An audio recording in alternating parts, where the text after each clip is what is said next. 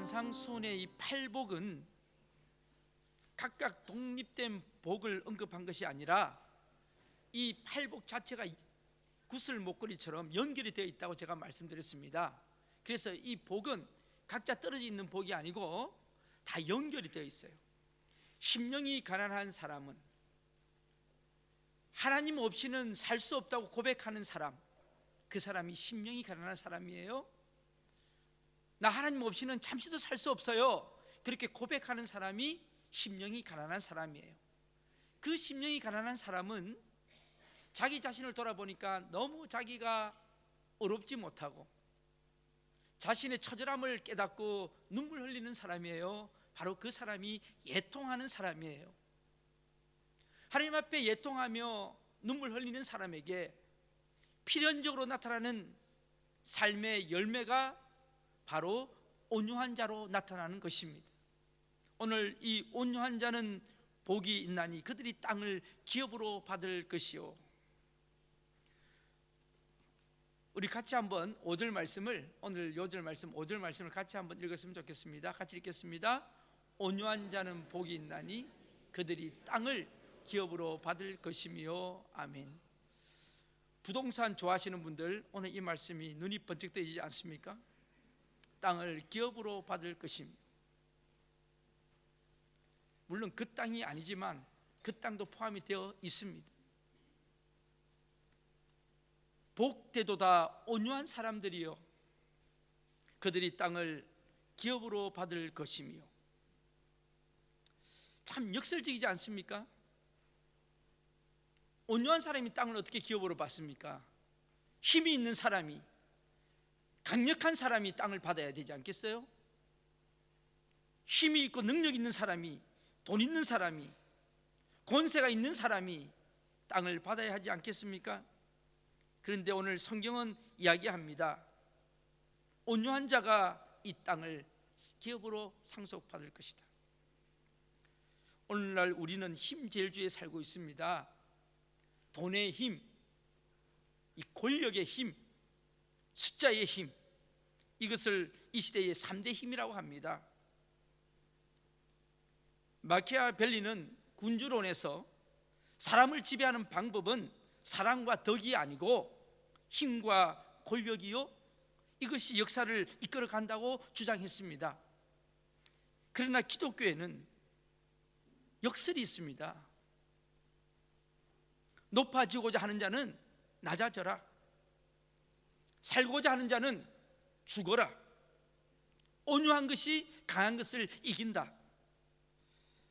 이 세상은 힘에 의해 지배될지 모르겠지만 하나님의 나라는 섬김과 사랑 그리고 온유와 겸손에 의해 다스려집니다. 그런데요, 세상도 가만히 보면 이런 것이 적용이 돼요. 진화론이 주장하는 생태계의 원리는 뭡니까? 한마디로 말하면 양육강식입니다. 강자만이 생존 경쟁에서 살아남을 것처럼 보입니다. 그런데요, 결과는 그렇지가 않습니다. 오히려 그 반대입니다. 강한 동물의 상징인 사자나 이 호랑이는 지금 점점 숫자가 없어져서 멸종되어 갑니다. 동물원에나 가야 볼 수 있습니다. 그런데요, 우리 이 뉴질랜드 가보세요. 나가면 소고 양입니다. 이런 온유한 동물은 생육하고 번성하여 이 땅에 충만합니다. 큰 물고기는 작은 물고기를 잡아먹고 삽니다. 작은 물고기는 더 작은 물고기를 잡아먹고 삽니다. 그런데 이상한 것은 멸종되는 놈은 큰 놈들이 없어져요. 잡아먹히는 놈은 점점 늘어나는데 잡아먹는 놈이 숫자가 점점 줄어들고 있다는 것입니다.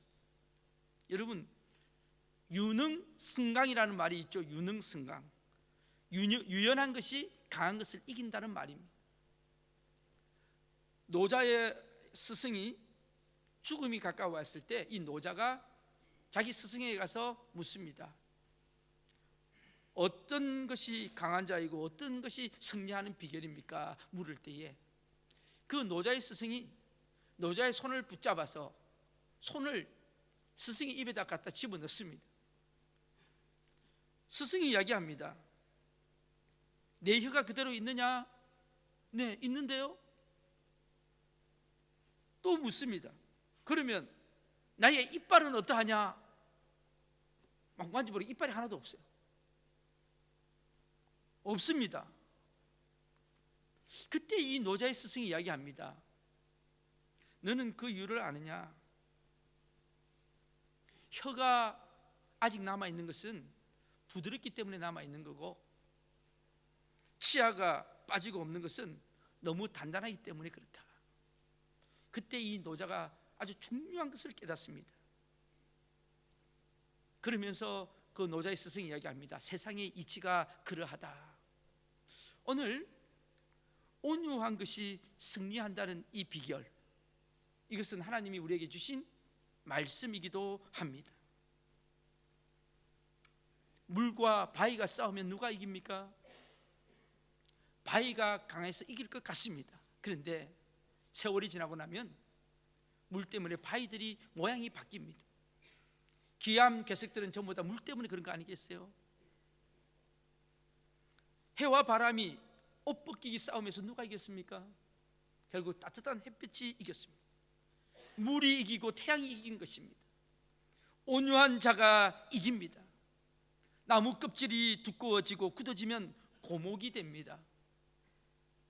나무도 연한 가지에 꽃이 피고 열매가 맺힙니다. 에스겔서 36장 26절에 하나님이 우리에게 이렇게 말씀하십니다. 같이 한번 보겠습니다. 또 새 영을 너희 속에 두고 새 마음을 너희에게 주되 너희 육신에서 굳은 마음을 제거하고 부드러운 마음을 줄 것이며. 아멘. 굳은 마음은 강박한 마음이고 부드러운 마음은 온유한 마음입니다. 그러면 이 온유라는 뜻이 뭘까요? 한번 정의해보고 넘어가고 싶습니다. 온유가 뭡니까? 원어에는, 이 헬라어에는 이 온유라는 말이 프라우스로 되어 있습니다. 프라우스. 이 프라우스를 우리 성경에는 전부 다 온유로 번역을 해놨어요. 영어 성경에는, 오늘 NIV 성경에는, 뉴 인터내셔널 버전에는 미크로 되어 있어요. 미크, 그죠? 미크. 또 어떤 성경에는 젠틀리스, 또 어떤 성경에는 미크니스로 번역이 되어 있습니다. 온화하다, 상냥함이다, 점잖다, 부드럽다 하는 뜻인데, 여러분 이 프라우스라는 말은요 우유부단한 성격을 말하는 건 아니에요. 오해하지 마세요. 뭔가 힘이 없어가지고 꼼짝 못하고 늘 이렇게 굴복하는 거, 그걸 온유함이라고 말하지 않습니다. 그것은 온순한 거지 온유함은 아니에요. 이 온유라는 프라우스의 말은 그 어원적인 뜻이 있어요. 들판을 질주하던 야생마가 있어요. 그 야생마를 길들여 가지고 교통수단으로 삼게 되었을 때 이 순하게 길들여진 말을 우리는 프라우스의 말이라 그렇게 이야기합니다. 사나운 맹수를 훈련시켜서 주인의 명령에 잘 순종하고 따르게 만들었을 때 이 짐승을 향하여 우리는 프라우스, 즉 온유해졌다 그렇게 이야기를 합니다.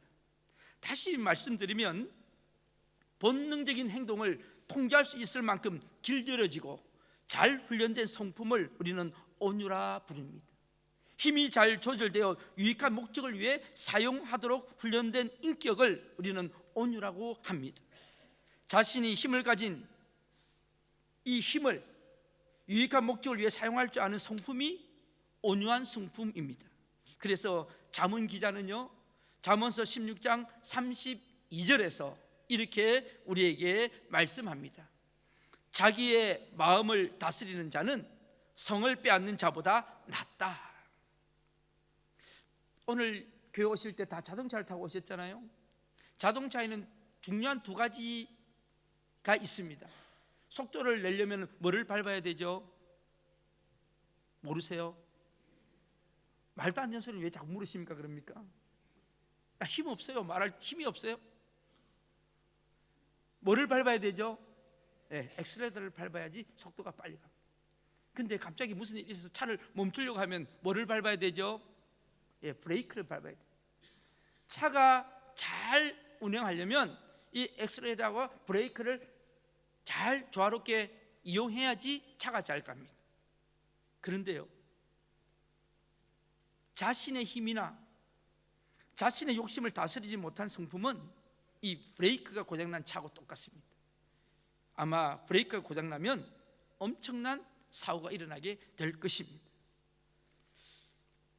여기서 말하는 자제나 통제나 훈련은 자기 스스로의 통제 능력만 의미하는 것은 아닙니다.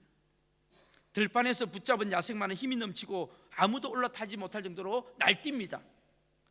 이 상태로는 아무 쓸모가 없는 말입니다. 그렇죠? 그런데 이때 필요한 사람이 조련사입니다. 전문가에게 길들여진 말은 서서히 사람들의 말을 듣기 시작합니다. 주인이 원하는 대로 그 힘을 사용할 준비가 되어 있는 상태를 히라보로 프라우스라 그렇게 이야기하고 성경은 온유로 번역을 합니다. 예수님을 믿기 전에는 제 멋대로 살기에 바쁩니다. 하나님께서 주신 능력과 힘을 가지고 자기 욕심을 채우는 데 급급합니다. 그러나 예수님을 믿고 훈련을 받게 되면 예전의 기질과 가치관이 온유하게 변합니다. 주인 되시는 하나님께서 쓸 수 있도록 준비되어 있는 사람이 바로 온유한 사람입니다. 오늘 이 아침에 여러분들은 하나님 앞에 온유한 자로 쓰십니까? 그렇지 않으면 옛날 그대로 쓰십니까? 여러분들은 어디에 길들여져 있습니까?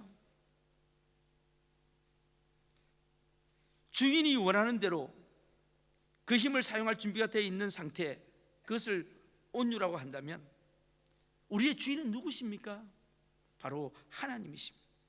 예수님이 우리의 주님이 되십니다. 그러기에 주인 되신 하나님의 뜻대로 그 하나님 주신 말씀대로 순종하며 따르는 것을 가리켜서 온유라고 하는 것입니다. 그러면 우리는 어떻게 온유해질 수 있을까요? 성경을 잘 보시면은요, 온유하게 되라 이런 말 없어요. 온유해지라 이런 말씀 없어요. 그 이유가 뭘까요? 우리 인간의 능력으로는 스스로 온유해질 수 있는 사람은 한 사람도 없습니다. 이 온유는요, 우리의 성품이 아니고 하나님의 성품이기 때문에 그렇습니다. 내가 오늘부터 온유해지리라 안 됩니다. 그래서 오늘 이 온유는 우리 능력으로는 안 된다, 이걸 먼저 깨달아야지 온유함을 받을 수가 있는 겁니다. 여러분, 온유는요, 하나님이 주시는 선물입니다. 하나님이 주시는, 우리에게 주시는 은사입니다. 온유는 예수 그리스도를 주로 고백하고 거듭남의 결과로 나타나는 하나님의 성품이기 때문에 그렇습니다. 산상보훈에 몇 가지 복이 나오죠? 산상보훈에 오늘 5장에 몇 가지 복이 나옵니까? 예, 8복이 나옵니다. 8복. 갈라디아서에 보면 성령의 열매가 몇 가지가 나오죠? 9가지가 나옵니다. 갈라디아서에 나오는 성령의 열매 9가지랑 마태복음에 나오는 산상수훈 8복이 합쳐져서 공통적으로 나오는 2가지가 있습니다. 뭘까요? 공통적으로 2가지가 나옵니다. 성령의 열매에도 나오고 오늘 8복에도 나오는 2가지가 있어요. 뭘까요? 네, 공부 잘하시는 분은 벌써 달라. 오늘 온유니까 온유. 네, 맞습니다. 온유. 답은 알고 하신 거예요? 온유. 또 뭐가 하나 있을까요? 화평, 평화입니다. 그래서 이 평화와 온유는 성령의 열매이면서 하나님의 성품으로 오늘 우리에게 주시는 하나님의 말씀입니다. 그래서 여러분, 이 온유는요, 성령의 열매로 우리에게 주신 하나님의 선물이다. 온유의 뿌리는 바로 성령님이십니다. 그러므로 여러분, 오늘 이 아침에 나는 천성적으로 온유하지 못하다 하는 분들이 있으십니까? 그게 정확한 답입니다. 나는 온유하지 못해. 이 고백이 있어야지 온유함을 받을 수가 있습니다. 그 온유함을 받을 수 있는 비결이 뭐예요? 성령을 받으면 온유해질 수가 있습니다. 성경에 보면 말고의 귀를 잘랐던 베드로는 온유해졌어요. 우리의 아들이라고 별명 붙었던 요한이라는 사람이 있어요. 사도 요한. 이 사람이 왜 우리의 아들이라 그랬냐면 예수님이랑 어느 마을에 복음을 전하러 갔는데 그 동네 사람들이 예수님을 받아들이지를 않는 거예요. 그때 이 사도 요한이 뭐라 그런지 아세요? 선생님, 벼락 때려서 죽여버리죠 그랬다. 자, 말을 갖다 어떻게 그렇게 합니까? 벼락 때려서 죽여버리래. 예수님 영접 안 했다고. 그랬던 사람이 사도 요한입니다. 근데 이 사도 요한이 나중에 나이가 들어가지고 에베소 교회 담임 목사를 할 때 이 사도 요한이 다른 제자들은 다 순교하고 일찍 죽었는데 사도 요한만 오래 살았어요. 많은 분들이 이야기합니다. 왜 오래 살았느냐? 계시록을 기록하기 위해서 오래 살았다 그랬어요. 근데 이분이 나이가 들어가지고 몸을 못 가누러 가지고 설교단에 누가 이 부축해서 올라와요. 부축해 가지고 이렇게 해서 올라왔어요. 올라왔는데 이분이 와서 다 앞에 다녔어 가지고 한 30분을 설교하는데 딱 3마디 했대요. 3마디 30분 동안에. 여러분 해놓고 한참 있다가 사랑하세요. 얼마나 답답하겠어요. 또 한참 있다가 여러분 사랑하셔야 합니다. 그리고 30분 있다가 사랑하는 것이 하나님의 뜻입니다. 그리고 내려왔대. 우리는 사도 요한을 사랑의 사도라 그럽니다. 참 온유해졌죠. 그 온유해진 이유가 뭘까요? 성령의 은혜입니다. 성도를 잡아 죽이고 옥에 가두던 사도 바울도 온유해졌습니다. 민수기 12장 3절에 모세를 가리켜서 성경은 이렇게 이야기합니다. 우리 같이 한번 읽어볼까요? 모세를 보고 뭐라고 이야기하는지 같이 읽겠습니다. 이 사람 모세는 온유함이 지면의 모든 사람보다 더하더라. 이 사람 모세는 온유함이 모든 사람들보다 더 온유하다는 뜻입니다. 그런데 정말 모세가 온유한 사람이었습니까? 한번 볼까요? 출애굽기 2장 11절로부터 12절 말씀. 자, 우리 같이 한번 출애굽기 2장 11절로부터 12절 말씀 같이 한번 읽겠습니다. 모세가 장성한 후에 한 번은 자기 형제들에게 나가서 그들이 고되게 노동하는 것을 보더니 어떤 애굽 사람이 한 히브리 사람 곧 자기 형제를 치는 것을 본지라 좌우를 살펴 사람이 없음을 보고 그 애굽 사람을 쳐 죽여 모래 속에 감추니라. 온유한 사람입니까? 아무리 그래도 사람을 죽입니까? 온유한 사람이 다른 사람이 마음에 안 든다고 해서 쳐 죽입니까? 물론 모세의 마음을 이해하지 못하는 것은 아닙니다. 그럼에도 불구하고 참으로 아쉽잖아요. 나중에 이스라엘 백성들을 끌고 가나안 땅을 향해 갈 때도 계속해서 백성들이 원망하고 불평하니까 모세가 화가 난 거예요. 하나님이 물 없어서 백성들이 원망하니까 반석을 쳐라 그랬어요. 근데 모세가 반석을 이렇게 지팡이를 향하여 물이 나오라 이렇게 해야 되는데 너무 화가 나가지고 어떻게 했어요? 어떻게 했어요? 네, 에이씨 그러면 쳐버린 거예요. 그랬더니 하나님이 너 가나안 땅 못 간다. 그랬던 사람이 모세입니다. 그런데 어떻게 모세를 보고 이 땅에 어떤 자보다 온유함이 더하다 그랬을까요? 그 이유가 뭘까요?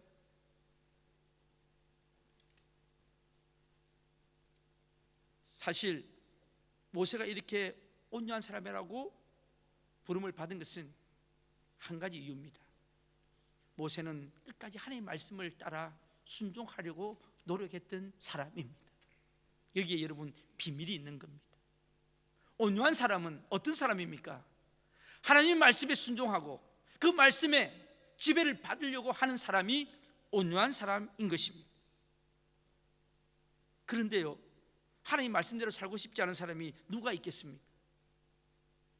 일부러 하나님 말씀을 어기려 하는 사람이 또 누가 있겠습니까? 어저께도 우리 토요 제자반들 밤늦게까지 모여서 하나님의 말씀은 살았고 능력이 있고 하나님의 말씀에 권능이 있다는 말씀을 선포하면서 많은 은혜를 받았는데 그 말씀의 능력을 우리가 받기를 원하고 그 말씀대로 살기를 원합니다. 그런데 그렇게 쉽게 되나요? 결코 쉬운 일이 아님을 우리는 깨닫게 됩니다. 다시 말씀드리면 우리 힘과 능력으로는 계속해서 하나님의 말씀을 온전히 지켜나간다고 하는 것이 버겁게 느껴질 때도 있다는 말씀이에요. 오늘 이 아침에도 여러분 그런 분 계시잖아요. 정말 저는 하나님 말씀대로 살고 싶어요. 그런데 너무 힘듭니다. 왜 그럴까요? 예수님께서도 마태복음 11장 29절에서 이렇게 말씀하셨습니다. 같이 한번 읽어보겠습니다. 마태복음 11장 29절 시작. 나는 마음이 온유하고 겸손하니 나의 멍에를 메고 내게 배우라. 그리하면 너희 마음이 쉼을 얻으리니. 나의 멍에를 메고 내게 배우라. 다시 말씀드리면 우리가 온유한 자로 살아가는 것은 어떤 의미에서는 멍에입니다. 멍에. 여러분 멍에가 뭔지 아세요? 멍에가 뭐예요? 먹는 겁니까? 멍에가 뭐예요? 네, 소들 그 짐 옮길 때 위에 덮어 씌우는 거. 짐입니다. 짐. 모든 것이 좋을 때만 있는 것이 아니라는 말씀이에요. 그런데 예수님은 나는 마음이 온유하고 겸손하니 나의 멍에를 메고 내게 와서 배우라.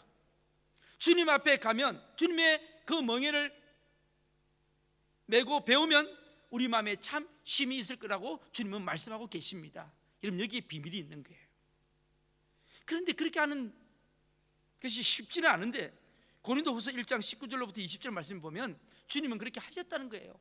자, 우리 말씀 읽어볼까요? 고린도후서 1장 19절로부터 20절 말씀 같이 읽겠습니다. 우리 곧 나와 실루아노와 디모데로 말미암아 너희 가운데 전파된 하나님의 아들 예수 그리스도는 예하고 아니라 함이 되지 아니하셨으니 그에게는 예만 되었느니라. 하나님의 약속은 얼마든지 그리스도 안에서 예가 되니 그런즉 그로 말미암아 우리가 아멘하여 하나님께 영광을 돌리게 되느니라. 아멘. 여러분 여기 말씀에 자세히 보세요. 하나님의 아들 예수 그리스도는 예하고 아니라 함이 되지 않았다. 그에게는 예만 있었다. 하나님 앞에 예수님은 순종만 있었다. 20절에 보니까 하나님의 약속은 얼마든지 그리스도 안에서 예다. 그런즉 그로 말미암아 우리가 아멘하여 그가 누구죠? 예수님으로 말미암아 우리가 아멘하여 하나님께 영광을 돌리게 되느니라. 아멘. 우리가 그럼에도 그의 약속을 붙잡고 주님 안에서 우리가 아멘할 때 여러분 그때 우리가 온유함의 자리에 이룰 수가 있다는 말씀입니다. 오늘 우리 심령 속에 그런 성령의 감동이 있기를 바랍니다. 항상 기뻐하라고 하는데 어떻게 항상 기뻐할 수 있습니까? 항상 감사하라고 하는데 어떻게 감사할 수 있습니까? 사도 바울도 복음을 전하다가 죽을 뻔한 일이 얼마나 많이 있습니까? 그럼에도 불구하고 심지어 감옥에 갇혀 있는 상태에서도 바울은 항상 기뻐하라, 쉬지 말고 기도하라, 범사에 감사하라고 고면하고 있지를 않습니까? 바울이 무슨 잘못을 했습니까? 복음을 전한 것밖에 없습니다. 사실 누구보다도 잘 먹고 잘 살 수 있었던 사람이 바울입니다. 최고의 학자인 가마리엘에게서 배운 사람입니다. 스데반을 돌로 쳐 죽일 때에 증인을 쓸 정도로 총망받던 젊은이였습니다.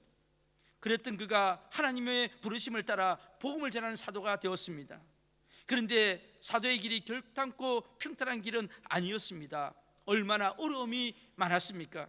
그런데도 사도 바울은 우리에게 범사에 감사라고 말하고 있다는 말입니다. 왜냐하면 모든 어려움 속에서도 하나님의 뜻이 있다는 것입니다. 나는 죽어도 주님께서 존귀하게 될 수만 있다면 기쁨으로 그 길을 가겠다고 합니다. 여러분 이것이 바로 온유한 사람의 모습입니다. 우리가 가는 길이 험한 길도 있습니다. 하나님께서 우리 생각과 다르게 인도하실 수도 있습니다. 그럼에도 불구하고 거기에는 예수님께서는 하나님이 인도하시는 대로 사셨습니다. 그게 바로 온유한 자의 삶입니다. 오늘 이 아침에 제가 좋은 글이 하나 있어서 여러분에게 소개하려고 합니다. 제목이 다스리며라는 글입니다. 우리 한번 같이 한번 볼까요? 다스리며. 나에게 만족이 있는가 하면 불만도 있습니다. 그 불만을 감사함으로 다스리면 내 삶에 새로운 감사가 될 것입니다. 나에게 사랑이 있는가 하면 미움도 있습니다. 그 미움을 겸손으로 다스리면 내 삶에 새로운 사랑이 될 것입니다. 나에게는 희망도 있지만 낙심도 있습니다. 그 낙심을 인내로 다스리면 내 삶에 새로운 소망이 될 것입니다. 나에게는 잘하는 일도 있지만 잘 못하는 일도 있습니다. 그 잘 못하는 일을 지혜로 다스리면 내 삶의 여유로 일부분이 될 것입니다. 나에게는 부드러운 말씨도 있지만 거친 말씨도 있습니다. 그 거친 말들을 온유함으로 다스리면 내 삶에 빛나는 말들이 넘칠 것입니다. 여러분, 우리의 삶에 부족한 것이 있다 할지라도 그것을 온유함으로 받으면 하나님께 영광이 되는 줄로 믿습니다. 그럼 마지막으로 온유한 사람은 어떤 복을 받습니까? 온유한 사람이 받는 복이 참 많습니다. 오늘 5절 말씀, 다시 한번 우리 5절 말씀입니다. 같이 한번 읽어볼까요? 시작. 온유한 자는 복이 있나니 그들이 땅을 기업으로 받을 것이며. 여기서 말하는 이 땅은요, 보통 땅은 아닙니다. 마태가 말하는 이 땅은 몇 가지 이유가 있어요. 몇 가지 내용이 있어요. 첫 번째는 이 종말론적인 땅입니다. 온유한 사람은 하나님께 속한 땅을 기업으로 받습니다. 믿으십니까? 새하늘과 새 땅이 이미 온유한 자들에게는 예비되어 있습니다. 그들은 하나님 나라에서 높은 위치를 차지하게 될 것입니다. 혹시 이 땅에서 온유함으로 말미암아 손해본 적이 있으세요? 억울해하지 마시고 기뻐하시기를 바랍니다. 하나님의 땅을 기업으로 받을 것이기 때문에 그렇습니다. 여러분, 조금 손해봐도요, 이 땅에서 조금 그거 해도 그냥 양보하세요. 하늘의 땅뿐만 아니라 이 땅의 땅도 차지한다고 성경 말씀합니다. 예를 들어볼까요? 아브라함과 조카 롯 사이에 분쟁이 일어났어요. 그 종들이 서로 싸웁니다. 그런데 이 아브라함은 삼촌으로서 더 손위입니다. 힘도 있습니다. 사실은 롯이 아브라함 때문에 부자가 된 거예요. 그런데 이 아브라함은 온유함으로 양보합니다. 그때 하나님께서 아브라함에게 더 넓은 땅과 좋은 땅을 주셨고요. 결국 롯은 요즘 우리 수요 예배 때마다 보지만 결국 소돔과 고모라 땅에서 아주 큰 일을 당하죠.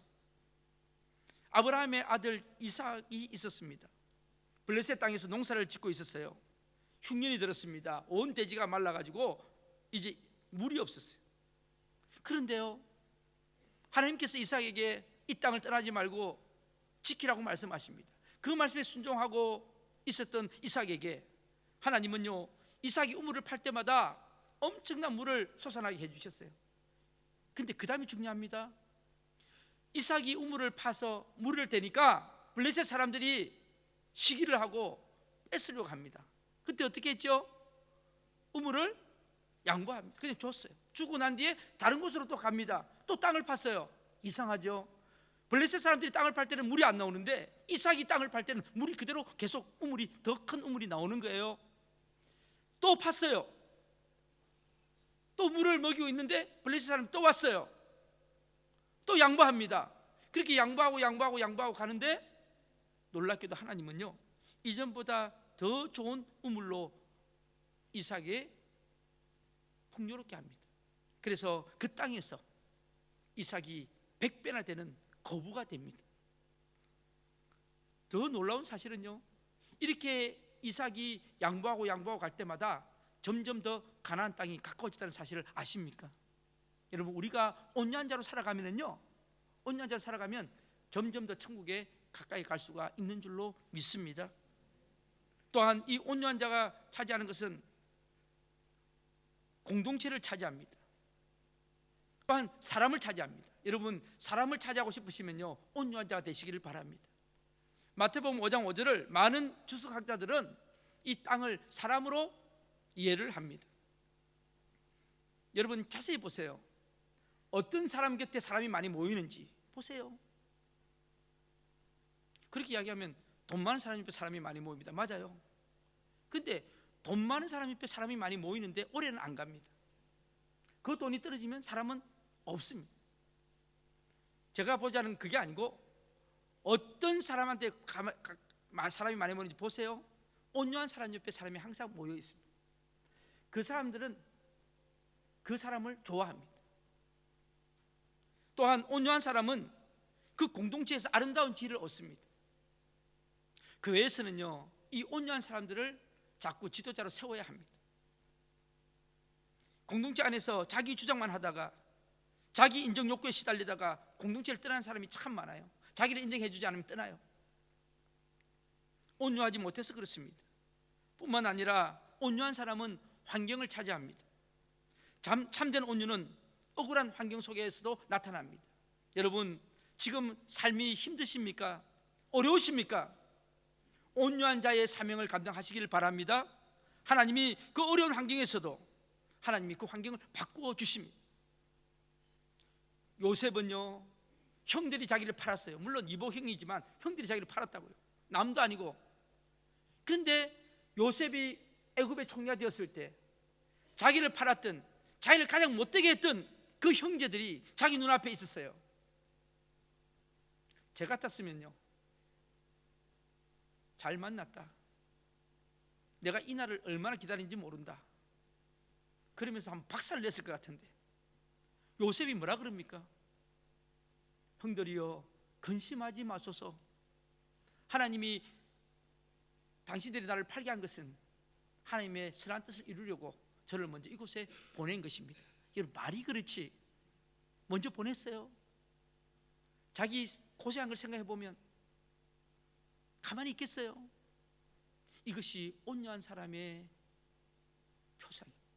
여러분, 우리가 어렵고 힘든 환경이 있어도 하나님이 이 환경을 통해서 뭔가 나에게 주셔야 하는 메시지가 있을 것이다, 이 어려운 환경은 지금 하나님 분명히 나를 사랑하셔서 뭔가 이유가 있을 것이다, 그렇게 생각하면 온유한 자의 삶을 살 수 있을 줄로 믿습니다. 저는 우리 오클랜드 한인교회 여러분들이 이렇게 성숙한 온유함에 있기를 원합니다. 여러분, 운동을 해보면 압니다. 운동을 해보면, 모든 운동을 해보면 여러분 뭐를 빼야 돼요? 예? 네, 힘을 빼야 됩니다. 제가 운동을 배워보니까 다 힘을 빼래요. 그런데 운동뿐만 아니에요. 악기를 해도 악기도 힘이 빠져요. 힘이 들어있으면 못해요. 다 힘이 빠져야 돼요.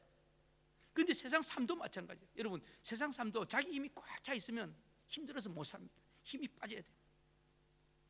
제가 아까 말씀드렸잖아요, 모세의 40년은 혈기의 시대였습니다. 힘이 딱 들어있던 시대였어요. 나처럼 많이 배운 사람 나와봐라 그래.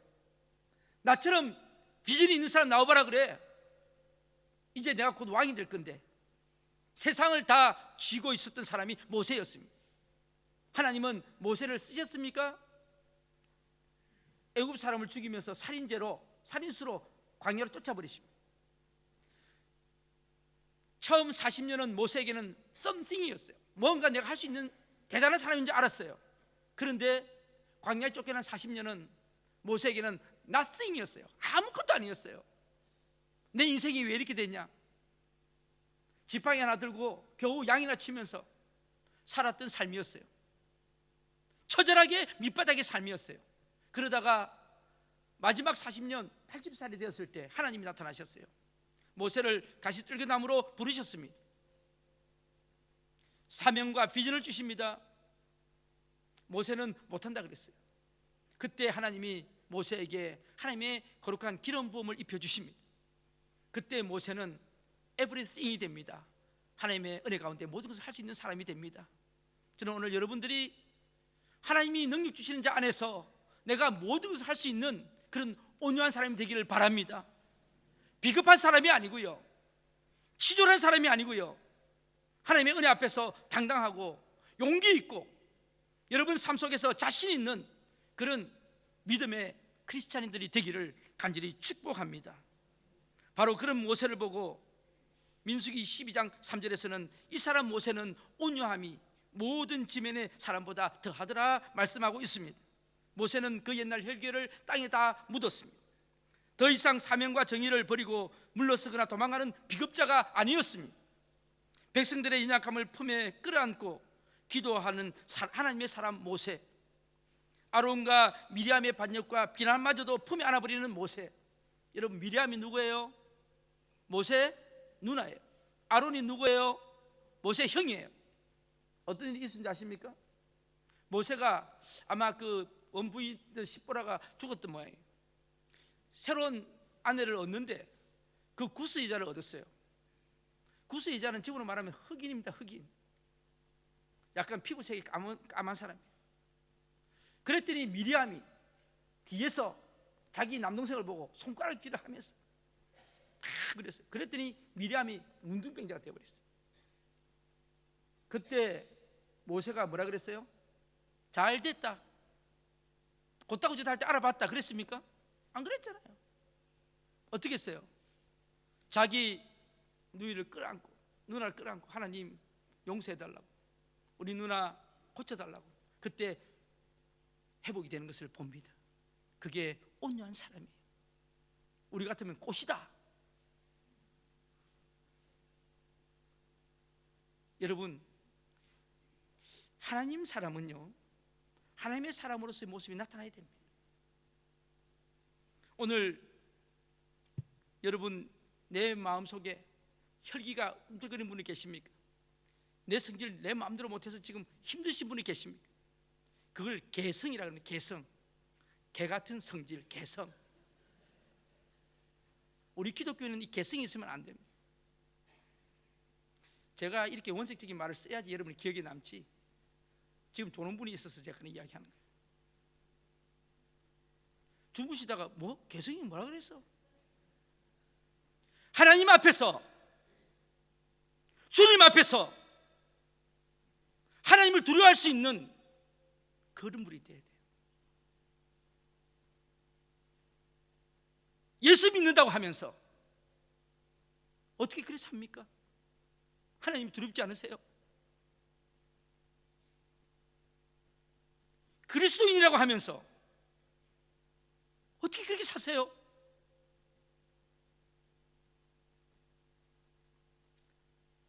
오늘 여러분 마음속에 혈기가 자글거린다면 그것들을 모두 땅에 묻어버리시는 시간이 되기를 간절히 바랍니다. 비전과 사명 앞에서 물러서는 비겁도 이제는 물리치기를 바랍니다. 매일 주님의 일이 해야 되나 말아야 되나, 내가 교회를 나가야 되나 안 나가야 되나, 참 찌질이죠. 그런 찌질이 어디 있어요? 여러분 이제 곧 우리가 종말이 옵니다. 보세요. 아니 김정은이가 핵 터뜨려 종말이 아니고요, 우리 삶에도 종말이 온다고요. 주님이 다시 오시는 게 종말이 아니고요, 우리 삶에도 마지막이 온다고요.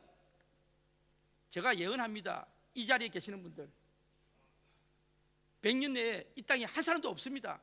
100년 후에. 제가 틀린 사람이 일어나서 이야기해 보세요. 인정하십니까? 제가 많이 봐준 거야. 100년이면 겸손해야 됩니다. 하나님 앞에 갈 준비를 해야 되는 것입니다. 주님이 우리를 어떻게 보시는가를 의식해야 됩니다. 그게 바로 신앙이요 믿음입니다. 그게 온유한 사람의 모습입니다. 여러분, 교회에 오면 피곤하고 힘들어요. 그게 무슨 교회입니까? 왜 그럴까요? 우리가 온유하지 못한 것 때문에 그런 거, 온유하지 못해서. 참 저는 너무 마음이 아파요. 교회에 와서 상처받았다 그러면 저는 잠을 못 자겠어요. 왜 교회에 와서 상처받냐? 세상에서 상처받는 사람이 교회에 오면 회복이 돼야 되는데, 교회에 오면 눈동자가 원수 보듯이 눈동자가 바뀌어요. 세상에서 풀어져 있던 눈동자가 교회만 오면 갑자기 꼿꼿이 서요. 왜 그래요? 주님이 그러셨어요. 참 답답합니다. 저는 죄송합니다. 제가 소리쳐서 아침부터, 오늘 좋은 명절날. 그런데 성령이 탄식하시는 거예요. 성령이. 여러분 제 마음을 이해해 주셔야 돼요. 성령이 탄식하시는 거예요. 교회는 그렇게 하면 안 돼요. 교회는요 그렇게 하면 안 돼요. 설령 노아의 방주가 더럽고 냄새난다 할지라도 그 안에 구원이 있고 생명이 있는 것입니다. 믿으십니까? 우리 교회에서요 좀 더 사랑했으면 좋겠어요. 아픈 분이 있으면 찾아가서 눈물로 기도해주고, 그를 붙잡고 함께 울면서 기도해주고, 괜찮아요 집사님 힘내세요, 하나님이 있으시잖아요, 주님이 있잖아요, 그렇게 해야 되지 않겠어요? 교회만 오면 마음이 불편해지면 안 되잖아요. 다 제가 잘못해서 그래요. 담임 목사가 잘나지 못해서 그래요. 똑바로 교육시켜야 되는데 기도를 못해서 그래요. 제가 못해서 그래요. 죄송합니다. 우리가요, 다시 한번 오늘 이 온유의 말씀 속에서 회복되는 은혜가 있었으면 좋겠습니다. 좀 우리가 좀 부족해도 잘못했다고, 내가 잘못했다고, 내가 당신 마음 아프게 했다면 잘못했다고, 내가 혹시 내 그런 뜻으로 한 게 아닌데 그렇게 받아들였으면 죄송하다고. 여러분, 그러면요 교회는 역사가 일어나는 것입니다. 기적이 일어나는 것입니다. 하나님의 놀라운 사랑이 불이 붙는 것입니다. 그러면요 우리 오클랜드 하나님 교회 때문에 이 지역에 있는 사람들이 살아나는 역사가 일어나는 것입니다. 오늘 우리 이제 점심 식사하고 난 뒤에 각 교구별로 이제 재미난 친교 시간을 할 건데, 작년에 보니까 막 소리치고 난리가 났더만. 이때 다 나옵니다. 그 개성들이 다 나옵니다. 괜찮아요. 저는요 제가 말하는 것은 그거는 괜찮아요. 정말 개성을 부려야 될 때 개성 부리는 말 안 된다는 거예요. 하나님 앞에서 우리 다 부족해요. 그런데 그것을 구별할 수 있는 게 지혜고 은혜요 믿음인 줄로 믿습니다. 오늘 하루 하나님 앞에 드려지는 그런 시간들이 되기를 주님의 이름으로 축복합니다. 기도하시겠습니다.